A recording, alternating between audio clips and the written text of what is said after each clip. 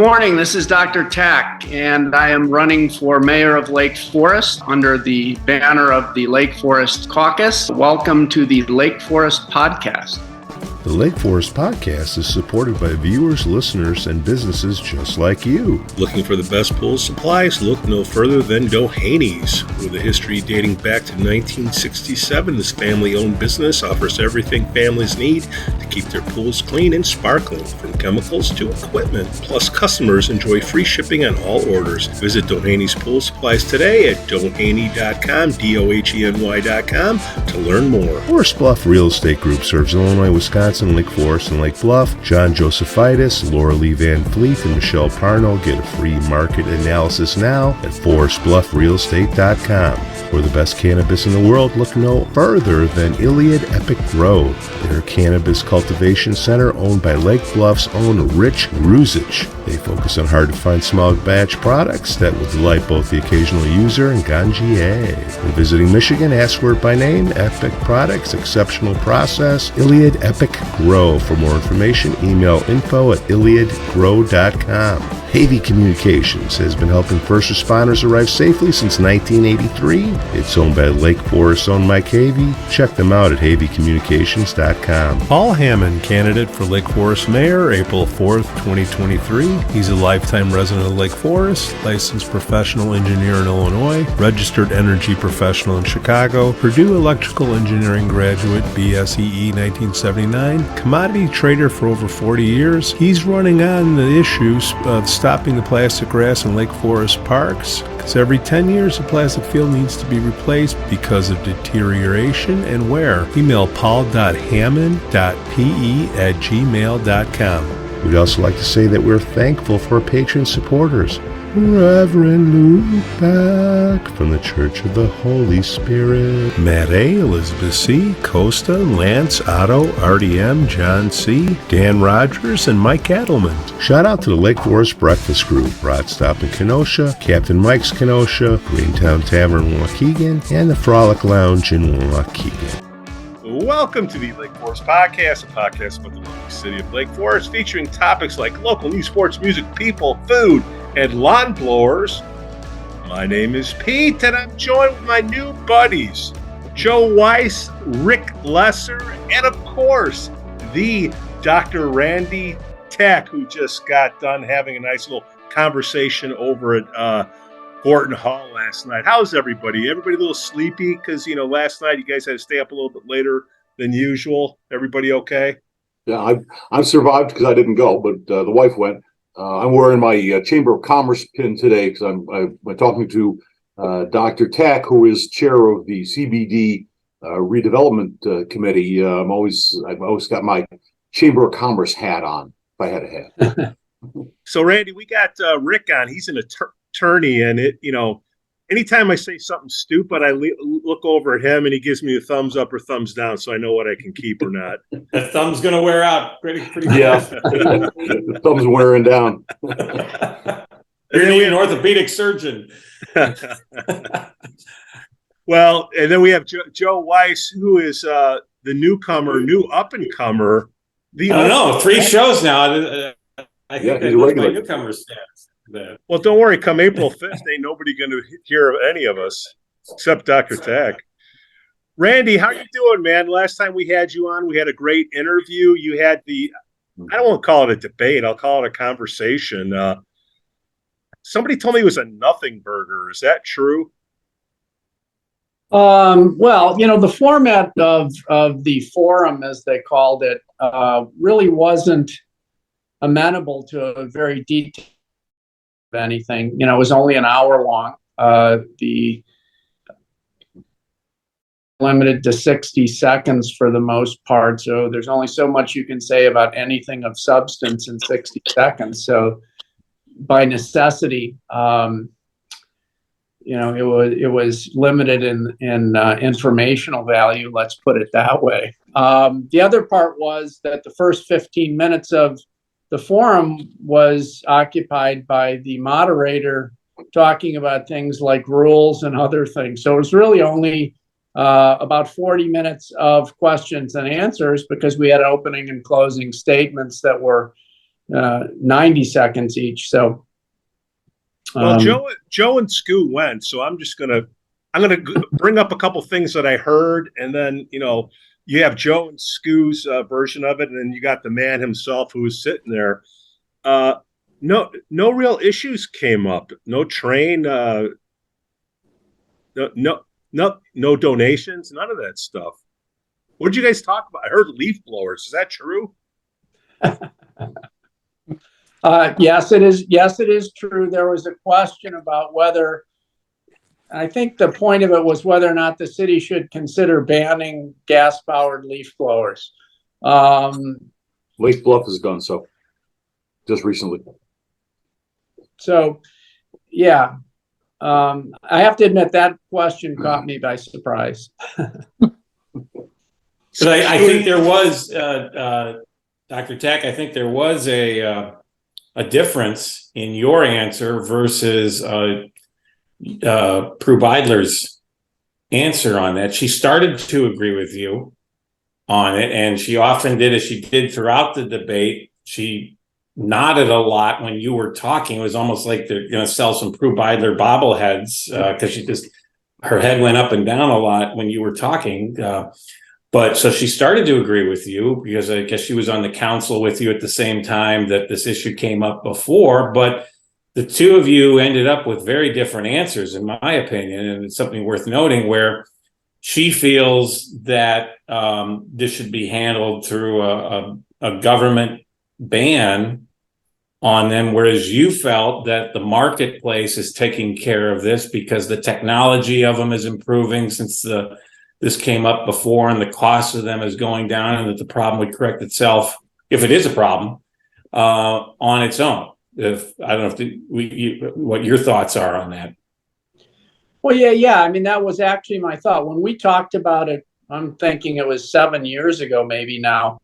Electric leaf blowers at that time, and I had one, were terrible. I mean, you could blow like 2 leaves about 5 feet with them, and if you were talking about restricting access to leaf blowers for landscape companies, the technology back then was completely unusable for them.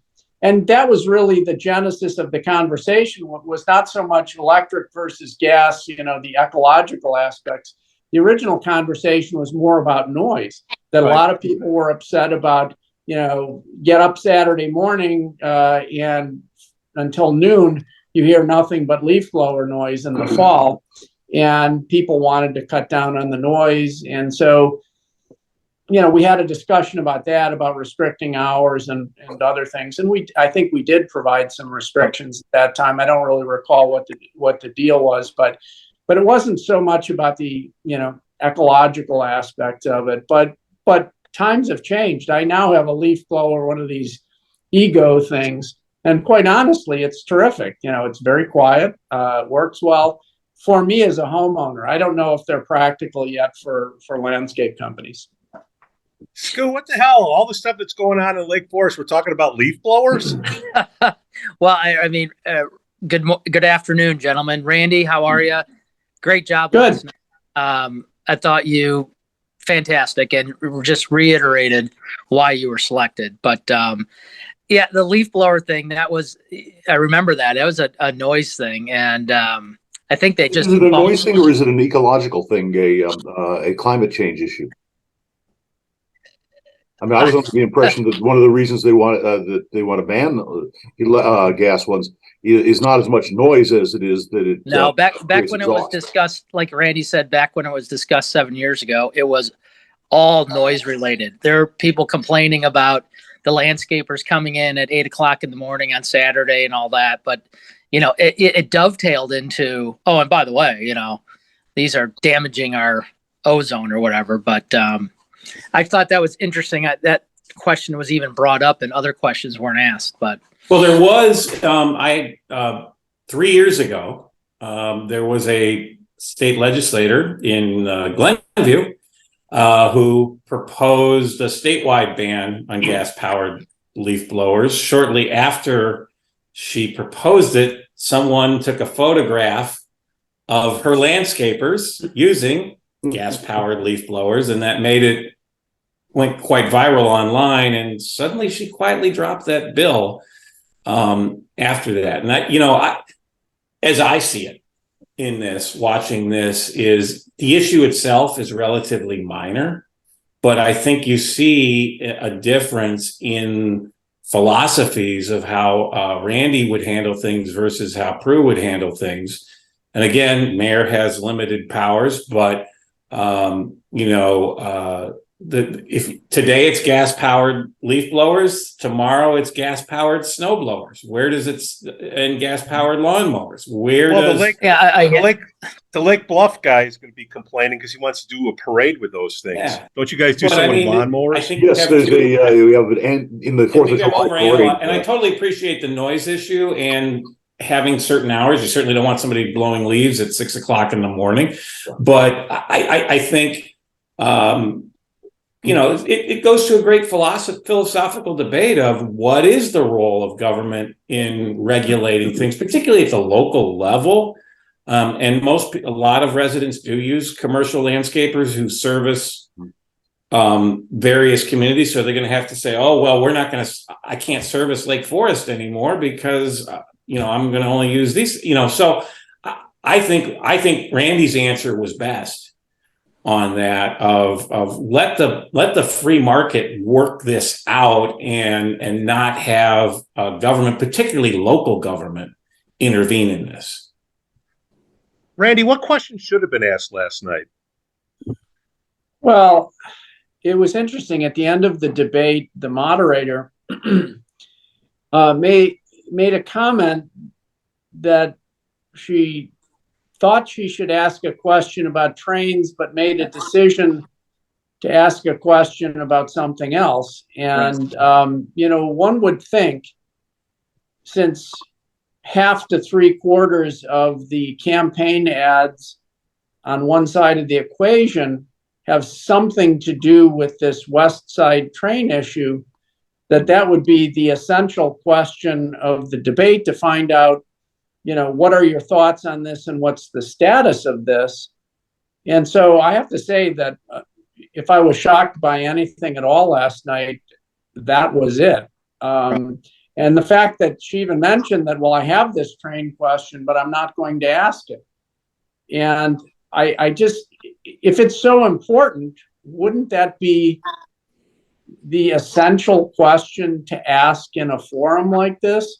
Now, I could argue that it would be hard to compress that topic into 60 seconds, right. But actually, as of yesterday, I can compress it into 60 seconds. So I kind of felt like an opportunity was missed there. The moderator was think that maybe there wasn't a train issue. As I've always said, it's I think she might have bypassed on that, because what I've seen on this whole non-train issue is more negativity about you, Randy, not coming out and walking the tracks with the neighbors. So I just don't think it's an issue that should have been discussed, because the issue, just, you're absolutely right, Randy. There are no issues to discuss, and the train issue is not I don't think, a relevant issue. It's Joanna Desmond. She drove this thing back when you were on council and all that, and she's part of the clan that she has, and that's the issue. They're bringing up something that's not really kind of an issue. I think that's why it was kind of supplanted last night. Remember, the debate moderator was from the rules of the League of Women Voters are that the moderator is from a different community. Yes. The person that was moderating the debate was from Evanston, I believe. So they do that on purpose. But then the questions are screened by members of the league, and they would come out with these little index cards from behind the curtain. On that, but that said, she had the question in front of her, but it appeared to me that the moderator just made a quick decision for the sake of time, and to what Skoo said, probably felt it was a nothing issue, because it really isn't. Both both Randy and Prue have the same view. It's just, as Randy said, how you execute it, and do you want to spend, or in my view, waste tax dollars on lobbyists? When you could just call Senator Durbin, call Senator Duckworth, call Congressman Schneider. Well, and there was a development that many people are aware of that occurred literally the day before the forum. And that development was that the Surface Transportation Board, which is the controlling authority, issued a formal statement essentially putting a fork in this whole thing, saying that they were not going to require or encourage funding of a third rail or holding track by the merged entity of Kansas City Southern and Canadian Pacific. And therefore, the issue is formally dead. If the FRA, Surface Transportation Board, doesn't approve it, doesn't mandate it, doesn't provide access to funding for it, the issue is functionally dead. And that became apparent the day before the forum. And that may be the reason why they didn't present the question, because they were informed that, hey, this issue truly now is no longer an issue. Now, we could have discussed the switches, which aren't related to the third rail and aren't related to the holding track and aren't related to freight traffic. And that's also a topic of conversation. And I would have thought maybe that would have come up because people want to know what is up with these switches. What's the construction on the railroad that's happening now? We could have discussed that. I know in detail what's going on there. And I think the community would have benefited from hearing that. But now all they're going to hear, I think, is continued criticism of me, I guess, for the way that I responded to people 7 years ago, instead of whether or not this is actually an issue facing the city that the city needs to deal with. I found it really interesting that in one of her other answers, and also in a mailer that she sent out yesterday, she's using a theme of public safety, because I think she's feeling some of the heat for the money and the relationship she's had with Kim Fox. But she's then tying in this railroad into public safety, which, certainly there are safety issues with railroads, but I don't put that in the same category as criminal justice issues. So I think she's trying to control the narrative on this. And she's spending a heck of a lot of money, as we all know, both in the mail and online. And so, it would have been helpful to have this question there to see the contrast, to hear what you just said here on that compared to her. But, if I can see where she wants to control that narrative. Well, let's be honest. Again, I'm getting back to it. And, Joe, you're new to it, but this was an individual agenda item. This wasn't Prue.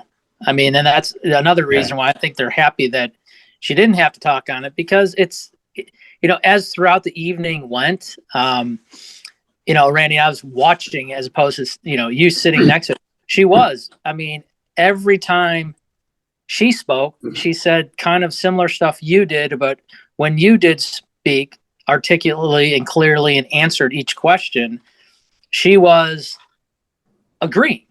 So I'm like, I said this before the debate.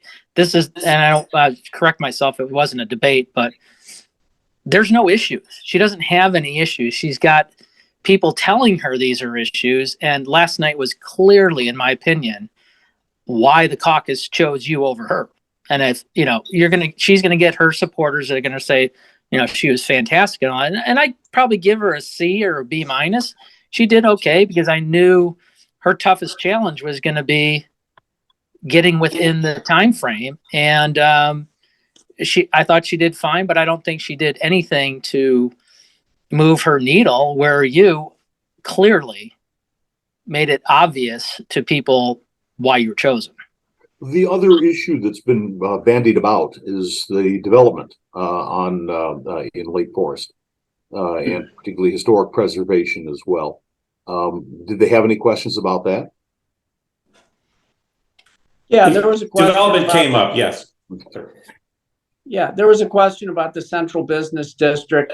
And again, that would be a nice discussion to have, and I'd love to have it, except that you can't have that discussion or even a reasonable response to a question about it in 60 seconds. The format essentially precluded you from saying anything substantive because there's many layers of development in the central business district. You know, even if our committee, the CBD working group, literally broke the CBD into 3 different zones, and what can and likely should happen in those zones is very different because the architecture is different, the nature of the businesses, the proximity to neighborhoods, it's all different. And so if you want to have a discussion about that that's meaningful to the public, you have to have a different forum for it. That just wasn't a reasonable forum to even ask a question about that, because you can't come up with an answer that's going to educate anybody. Dr. Tack, do you think that venue, okay, it holds 400 and it was standing room, so maybe there's 450 in there. A lot of people showed up, but what it sounds like to me, because it's not up yet. If I recorded it, it would be up. What should the format be so that the public can get the data they need to make a decision? Because all they're hearing about railroads, and it wasn't discussed there. It's not a debate, it's a conversation. How should the format be changed? And Skoo and I are going to take notes and see if we can get something going, after your first 2 years. How would you do it differently? Yeah, listen, I think that a great format for this would be to have, let's say there's 2 candidates. You have 2 candidates sitting in nice, comfy chairs on a stage, and you have a moderator asking a question of both of them. Give them 3 to 5 minutes to respond to the question, and then allow each of them to address the response of the other for another minute and a half or so that you can have a little conversation back and forth, so that you can challenge people's opinions or thoughts. To me, that's a much more informative way of learning about both issues, but also the candidates' mental processing and problem-solving skills. A 60-second answer doesn't tell you much about somebody's problem-solving skills or their ability to think critically. It also allows sometimes statements to be made that are just false, and they sit there because you can't respond to it. So I do think that if we're going to have meaningful debates in the future, and again, have a debate, don't just have a question and answer session so restricted that there's really marginal amounts of information imparted to the listeners. That's the only game in town, League of Women Voters. I think something needs to change. Joe, you're the politician. Rick, you're the attorney, and you have your badge on. I'll ask you, Rick. How would you set up the debate? Well, the debate that the forum that they did is the same. It's a cookie cutter process that the League of Women Voters does for whatever office you're running for. And Randy's absolutely right. 60 seconds is not enough time to give any kind of a real insight, and you don't have any good give and take. Everything's a direct answer. I would love to see some discussion about the central business district, and yes, we have a central business district that I think it does have some real problems. We are clearly suffering in retail, and don't see any real effort on part of the city to solve these problems. The city just tends to take a fairly hands-off approach, which to some extent is necessary because these are private businesses and they're a private enterprise. But on the other hand, certainly there are infrastructure needs in the central business district, which are it's very dated, to put it mildly. Joe, how would you do this, man? You're the pro. Well, when I first ran for District 219 school board, I think we had 4 debates. They were hosted around Niles Township by one was by like a PTA, one of the elementary PTAs and stuff. So obviously there's 3 weeks to go. That's not going to happen. Maybe the Lake Forest podcast could host a debate, though I'm not sure how that would work out with all 3. It'll be Randy and Paul Hammond. Yeah. But you guys have talked on previous shows about the decline of the local press I think Dan Dorfman was there. That was the guy in Skoo in the front row taking pictures and stuff. That's Prue's PR team, him and Jonah Meadows. Oh, was it? All right. I don't know. I don't know what Dan Dorfman looks like.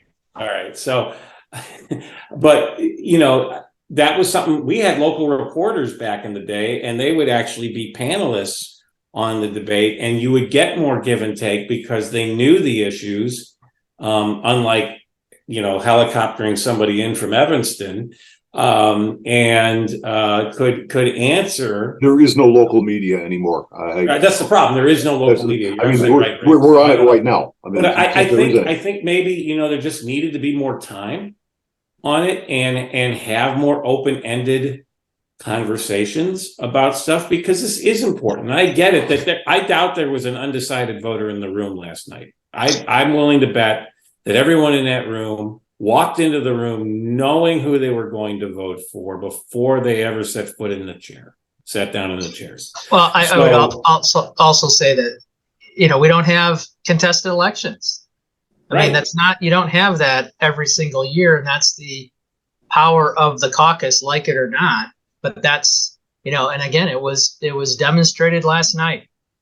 The caucus chose Randy, and, I'm not being biased. I've tried to look at stuff objectively, but walking out of there, if I was, 50-50, I'm walking out of there going, wow, I know who I'm voting for, because he was the most articulate, knowledgeable person in the room. I hope that once this is up on YouTube, I would love every Lake Forest resident to get the link to watch the unedited, start to finish video of this debate. But what are they going to see, guys? Because I think people will see what Skoo just said. What are they going to learn? Yeah, it's like taking a midterm at a state school, right? Right. No offense to you, Randy, because I thought you stood out above everything. But to me, there was nothing that was. I really wanted that hour back because, I do my due diligence around who I'm going to vote for, and it's not because I love Prue or whatever, or I love the caucus. It's I want the most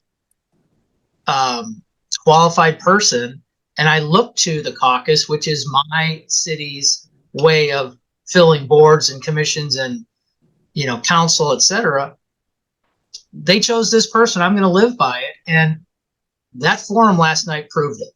And by the way, speaking of that caucus, there was a question about boards and commission appointments, and she basically endorsed the process that we have now. So all of her crew that are caucus haters, if they, I've like I said on the other show, she was caucus until being caucus wasn't cool. Well, and that's why I think the forum worked, because it really exposed the fact that there's really no issues that I guess both parties are debating on.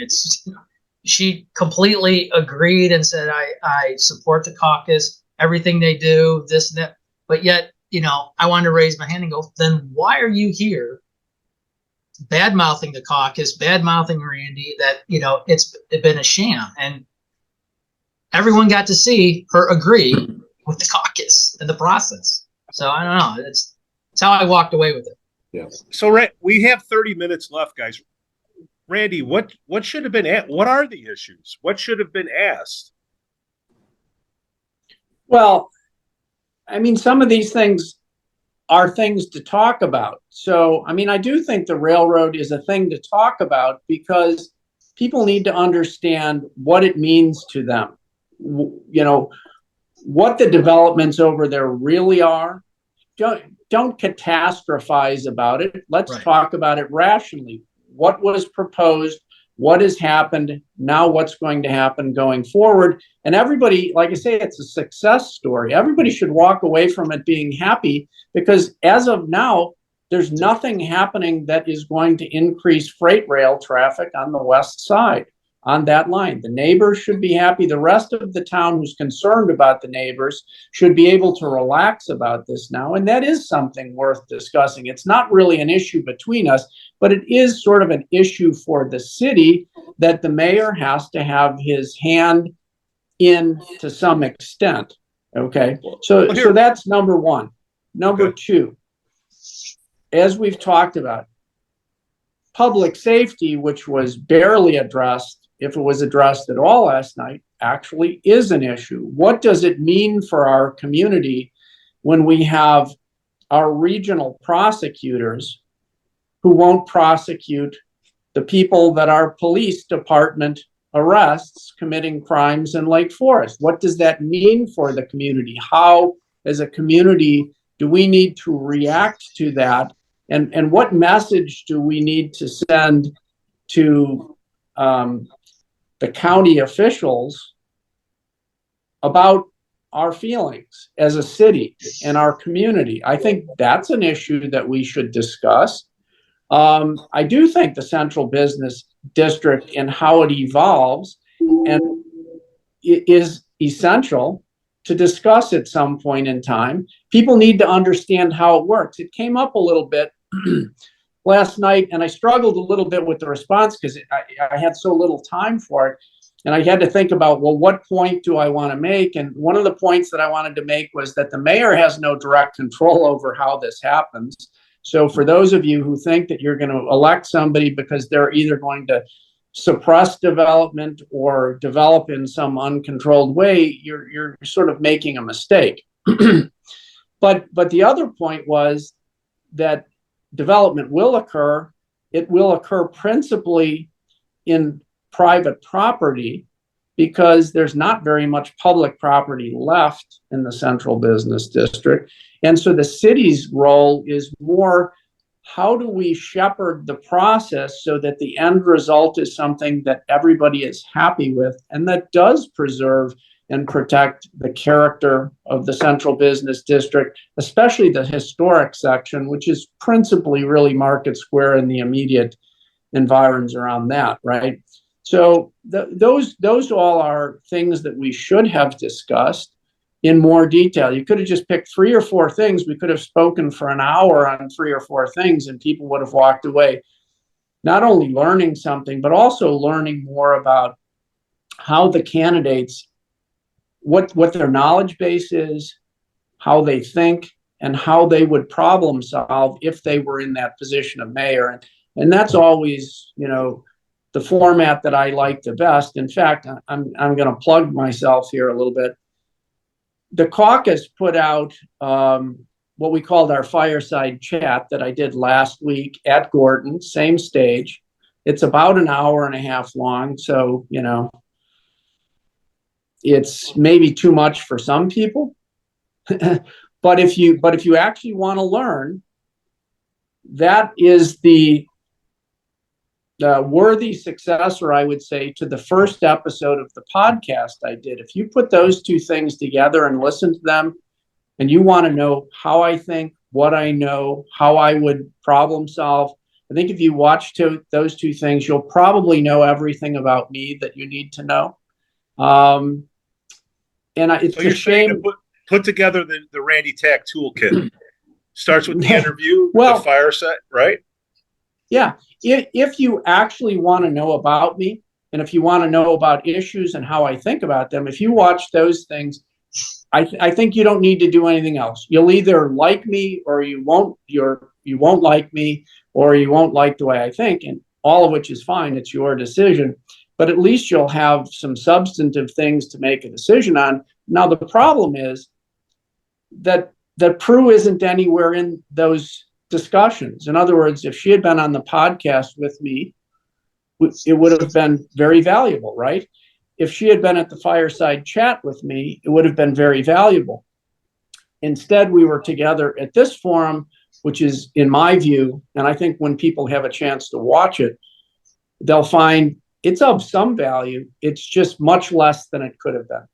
I agree, and I think for me there was a lot more value last night because there's been so much not you guys together in a sense to discuss, like you said, but it's all been kind of on their end sniping because one, I haven't seen you do it, so I know you're not doing it. But then when you get together, at least how I saw it when you got together, and she actually listened to what you're saying. She's agreeing on everything. And that's the thing where I just think was very prevalent seeing that, wow, I mean, is that really her, what she's saying behind the scenes, or is all she's doing is agreeing with what your philosophies are? And that's how I think she's always been. Well, I think the game plan. Pete, you're muted. The game plan is you got to get people out to vote. Look, if you're lucky to get 4,000 voters, supposedly 7,000 are going to come out for this. 16,000 voters out there. Okay, you have to pay more attention other than, hey, my neighbor, like I'm in Lake Forest East. It's called Naples. You know that. Hey, did you? We're like Lake Forest South. Yeah. So, and that's all these people hear about is that stupid railroad issue that blame. I go to them, hey, blame it on Abe Lincoln. Leave it alone. Go on. Public safety. Tim Fox, the donations. Randy, I know you want to take the high road, but what's being said, I'm the guy that says what other people are thinking. It's like, wait a minute. I don't want Lake Forest to turn into Chicago. Even worse, I don't want to turn into Highland Park. And this slowly deterioration that Joe has seen in his comeuppance in his political career, and Skoo says, no, good thing his screen's going out. We don't want that here. So agendas should be weeded out, and there has to be another way to weed out when the tide goes out, who's wearing the bathing suit. You need a better debate than that conversation from what I heard happen last night. And my apologies, have we had a problem with the police arresting people and charging them with a crime and the state's attorney's office not prosecuting them? That is what I have heard, that on a regular basis, the police have notified city officials that people who they have arrested are simply being released and not charged, and that it's creating a problem with morale in the police department. And as I understand it, the police department is understaffed currently and having difficulty filling those staff positions. And again, this is not unique to Lake Forest. It's everywhere. I have two relatives who are Chicago police officers who no longer are Chicago police officers. And it occurs because when they do their job and put themselves at risk, and the end result is that people just get let loose and not even charged. They don't even get to go through the process, right? That it's very difficult to keep doing that and feel rewarded by your job. I mean, it's the court's decision whether somebody's guilty or not. But when the police have enough evidence to arrest them and bring them to the system, I mean, the refusal to even consider charging them is problematic for sure. And it's not just Kim Fox. We have right here in Lake County. We have the state's attorney is Eric Rhinehart, who was just elected 2 years ago for the first time. and there's been a tremendous amount of turnover in the office, state's attorney's office. A lot of former prosecutors left, and new people are there, and new people have been leaving too. So I think it's very frustrating. Why are they leaving? Why are they leaving?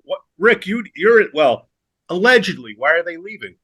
Allegedly, they are leaving because they don't feel that the office is taking a strong enough position in opposition to crime. It's supposed to be prosecuting criminals, and they don't feel that the office is doing that. Allegedly, I don't want to quote any individuals, but I think a lot of people have left. Yes. I want to point out for the record, since I'm the guy that always brings up the campaign donations, and you can look it up at tinyurl.com/pay-to-play-Prue. Prue Beidler gave Eric Rhinehart $4,000 in campaign donations. Four contributions of $1,000 each, 3 of them in 2020 and 1 of them after his election in 2021. You like Kim more. She gave Kim Fox more, but we know almost 4 times more. Family. That was the friends and family deal there, maybe allegedly, of the daughter-in-law working there. But I think it just goes back to the judgment of people a lot of these times, where if that's the judgment you're making, I'm not sure I want you in a position of where your judgment impacts my life. And as Randy said, I had a classmate who was a Chicago police officer killed in the line of duty, Eric Soderberg, about 10 years ago. And so I know this almost on a personal level. Kim Fox let out the criminal or didn't prosecute the criminal who killed the Chicago police officer recently in the line of duty. I'm certainly not accusing anyone of wanting police officers dead. But Prue's crime safety plan is she takes a picture in front of the police station with a Lake Forest police polo shirt on, and puts that up on the internet and in her mailer yesterday about public safety, which then transitions into the freight train issue. But and she's regurgitating the community policing talking points that sound like what Paul Vallis is saying now in his mayoral campaign in Chicago. But, like I said, it's a serious problem, not just for Lake Forest, but Lake County and Cook County. If the criminals know, whereas in DuPage County, you have Bob Berlin, who's a really tough prosecutor. Criminals know, hey, if I commit, a relatively minor offense, the repercussions won't be as great for me in Lake County as they might be in, say, DuPage County. And hey, this is a community that everyone has got a target on its back because of the wealth of our community. Carjackings. We just had a very terrible carjacking in Libertyville of a pregnant woman with a child in the back, and the child was thrown out into the street in Waukegan. Thank God someone grabbed the kid before got hit by any traffic. And carjackings are happening more, by the way. I know this from some of my law enforcement friends, because it's harder to steal a parked car now because of all the technology that prevents cars from being stolen when they're parked and locked. But if they're open and running, they can be used. And these cars are not stolen because, hey, I want a nice new car. They're stolen so they can be used in a crime, like a robbery of a convenience store or things like that. And they know there's video cameras at all these stores now. So they want so as soon as they commit that crime with that other person's license plate number on it, they dump it somewhere. So, but unfortunately, people get hurt in these things. It's not just a loss of property. People have been killed in these. So this is a very serious thing. And you have prosecutors like Kim Fox and Eric Rhinehart, both of who were supported by Prue, making what I feel are really bad judgment calls when it comes to criminal justice.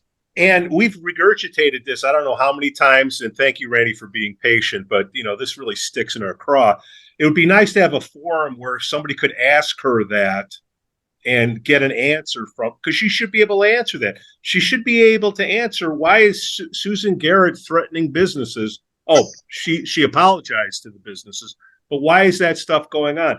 Look, the mayor's supposed to be the face of Lake Forest. Is that the face that we want? That's all. And I want to hear the answers to that. Randy, I know Illinois is playing in 45 minutes. Go Illini. To hell with the Hoosiers. ILO.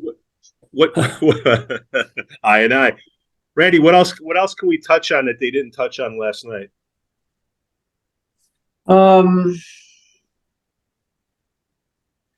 While you're thinking, Paul, ham and eggs. He's got to work on that. What's the role of a mayor? Oh, I love you, baby. I love you, baby. Come on, that was a softball. I thought I trained you better. I tell you what, once again, that is a demonstration of why our caucus system works so well, because we do the right vetting, getting the right people, and more often than not having contested type elections. Okay, I got it. What else should we have talked about last night? So we have this new athletic facility being built. The city council decided to move forward on that. The next mayor is going to have the job basically of implementing it and supervising the construction and hoping it comes in on time, on budget, et cetera, et cetera. But one of the issues with that was ecological issues, right? There was a lot of concern about stormwater. There was a lot of concern about so-called PFAs, otherwise known as per or polyfluoroalkyl substances, which have been around since the 1940s. And it's a big topic of conversation in town in a certain section of the community, because there's been a lot of misinformation about to what extent Lake Foresters and Lake Forest water is contaminated with these things. And these things are considered what they now like to call forever chemicals, which just means it takes a very, very long time for them to break down to other less toxic substances.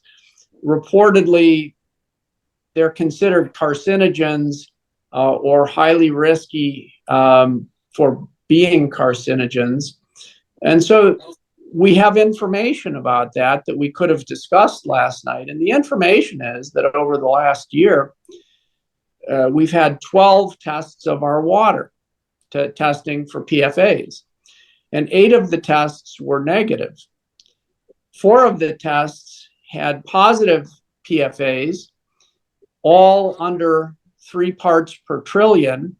The EPA yesterday, or the day before, I don't remember the date, time is sort of escaping me these days, came out with a formal recommendation for what the threshold level of PFA should be. And they determined that it should be under 4 parts per trillion. Well, what does that mean? Well, that means that Lake Forest is in really good shape. Our water, most of the time, tests negative for PFAs. When it has tested positive, it's well below the threshold level that was just established. And so some of the discussion that's happened at city council even about retrofitting the water plant to include carbon filters. And there was an estimate that if we were to do this, to try to remove all PFAs or any trace of PFAs, that it would cost $25 million to retrofit the water plant. Okay, well, that's twice as much as we paid to essentially replace the water plant when I was on the city council. So this is not chump change that we're talking about here. And that proposal was based on lack of information. And now we have information. So if somebody had asked a question about the athletic fields and the ecological effects, we could have had a very informative, brief discussion about that. But instead, it was an opportunity missed to discuss something substantive so that a rumor in the community could be put to rest. So a couple of rumors. Number one, that the train third rail is still a threat. And number two, that we have a problem with PFAs in our water supply. Both of those are false. And we could have put that to rest last night, but we didn't get questions on either one of them. Well, the other thing, Randy, with the athletic field is we've had, I don't know, I think the Lake Forest High School's had a turf field for 17 years now, and no one has brought up any data like that with the high school field. So I don't know. Is that I'm sure all there's these data people on that. crying about water. They go through. They're all walking around with those plastic water bottles, going through like cases and cases a day. Give me a break. You want to talk about water? The next time we have a freaking storm, are those pumps going to work, Randy? Are you going to be over there to flip the switch when we get that water coming in? Well, I think Not a switch, Pete. It's a crank. You got to. They have people each day that do that. I think the pumps already work, and I've had some anecdotal reports. You know, we haven't had a huge rain since they've been functional. You know, the last huge rain was right beforehand, but I've had some anecdotal reports that they actually have already had a measurable effect on stormwater. That plus the ponds, of course, that they built in the golf course. So, yeah, I mean, time will tell on that. But listen, that was a great project to get done. It needed to be done. You know, I had a patient of mine who I have video of her. She's an older lady who literally was walking out of her car in 4 feet of water under that bridge. So that was a problem that needed to be solved. We solved it principally with grant money. So that's the other really nice part about it. Time will tell how effective it is, but it's got to be better than what was there previously. I must say the city did a phenomenal job and installed a reservoir underneath Western Avenue up near Crystal Point, where I live. And that was an amazing project. I'm quite anxious to see how it actually functions once we actually do get a large storm, which we haven't had yet. But this is a great example of these are the things that municipal government does. Yeah. And Randy, you are the guy to do that because you know this stuff. This is not, you know, when I was a trustee and we'd have meetings about stuff like this, there'd be 2 people in the audience. But if we had meetings about a zoning issue or a new development, we'd have to have extra police to direct the traffic around the village board meeting. So, but this is what village government does. It's not the stuff you see on Fox or MSNBC. It's not these big national issues. It's infrastructure and zoning, all sorts of stuff that is really boring, but is really so important. The one thing I like that the moderator said last night at the debate is these local candidates have far more impact on your life than state and national candidates do. And people, unfortunately, I bet you there's more people that know what's going on in Washington, D.C. than in their own community. When I went door to door in a Morton Grove mayoral election, and I would say I'm here for so-and-so running for mayor, I actually had one guy say to me, boy, I got to give it, and this was back in the 90s, because I got to give that guy a lot of credit. Running against Mayor Daley, that's a tough thing to do. And I'm like, he's not running against Mayor, but all he ever saw was the Chicago News. So he thought his mayor was Mayor Daley. So, and Joe, I think you'll see it. That's part of the beauty of Lake Forest is that so many residents don't kind of get engaged because there's no reason to. This town runs so right. smoothly, and it's like we fight for, you know, trying to find issues because someone wants to be someone, and you know that's the beauty of it. I mean, it runs. But the problem is in an election like this, the people who I think if they had to cast a vote would cast it for Randy because they like how things are going. Might stay home because they just don't care because it doesn't. They think and someone else who it's very hard to get the word out. I mean, I for example just read the Lake Forester today. What used to be a newspaper. I mean, it had no now subsidiary of the Tribune. Still, it had nothing about the election in it. nothing of any value or any information to a resident of Lake Forest at all. And that's a paper that's entitled The Lake Forester. And Rick, you know that, and you know this, we talked about it in past podcasts. That Lake Forester years ago used to be the go-to. It was this thick on Thursday. People rushed to get it so they could see what's going on in the community, sports news, everything. And now we also, do you remember we used to have several newspapers in town? We used to have there were at least 2 newspapers pretty much. Advertiser. Yes. Forrester, the Advertiser. We had 4 reporters at every one of our school board but now there is really none. I mean, you only get information. There's 4 here. Online. 1, 2, 3, 4. Yeah. Randy, where are you going to be? What are some dates that are coming up? People are like, you know what? I finally saw that debate. I was bored, and I want to see the man himself. Where are you going to be at the next couple dates? I know we have an event on Saturday. I know we have an event next Wednesday. These are all listed on, I think, the Caucus website as well as tackformayor.com. Tackformayor.com. It's all there. Yeah, I think it's all there. And I'd just like to make one more point, if I can. So we're talking about, relative to municipal government, that good government is boring government because we're taking care of business. And I have news for you. If boring is the standard, I'm your guy. I mean, I'm pretty specialized at that.